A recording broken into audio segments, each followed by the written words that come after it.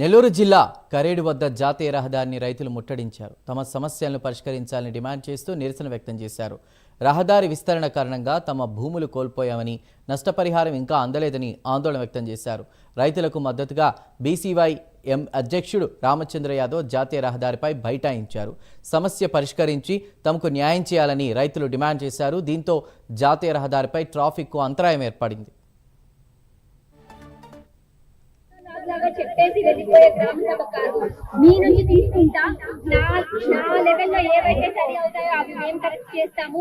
ఇంకా మా లెవెల్లో అలానే ప్రజలతో మాట్లాడడం వల్ల వాళ్ళకి మెయిన్ గా ఉన్న ఇబ్బందులు ఏంటి, అభ్యంతరాలు ఏంటి, దీనిలో ఉన్న వాళ్ళకి అపోహలు, ఇలాంటి భయాలు ఏమున్నాయో తెలుసుకోవడం జరిగింది. దీనివల్ల వాళ్ళకి ప్రధానంగా భూసేకరణ వాళ్ళకి తెలియకుండా జరుగుతుంది. ఎంత ఇస్తారు మార్కెట్ వాల్యూ, రీహాబిలిటేషన్ అంటే పునరావాస కేంద్రాలకు వీళ్ళని తరలిస్తారా, ఇల్లు పోతాయా లేదా, ఇలాంటి రకరకాల భయాలు ఉన్నాయి. మనకు ప్రిలిమినరీ నోటిఫికేషన్ ఇచ్చిన కారణంగా దాని తర్వాత మనం గ్రామ సభ పెట్టుకోవడం, మనం ప్రజలకి వ్యక్తీకరించడం ఇంపార్టెంట్. కాబట్టి మనకి వచ్చే 4వ తారీఖున కరేడు గ్రామంలో గ్రామ సభ పెట్టుకుని ప్రజల్లో ఉన్న భయాలన్నీ కూడా సాల్వ్ చేస్తాము.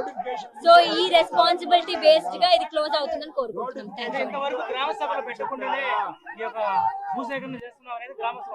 భూసేకరణ మనం చేయడం అనేది మొదలయ్యేదే ప్రిలిమినరీ నోటిఫికేషన్ ద్వారా. అంటే ఇది తీసుకోవడం ప్రభుత్వం ఉద్దేశం అని ఫస్ట్ చెప్తారు. దాని తర్వాత గ్రామ సభ పెట్టుకోవాలి. కాబట్టి దాని తర్వాతనే గ్రామ సభ పెడుతున్నాము. ప్రభుత్వం నుంచి క్లియర్ గా రాని ముందు తీసుకుంటున్నామని చెప్పి గ్రామ సభ పెట్టడానికి లేదు, అందుకు ముందు పెట్టలేదు.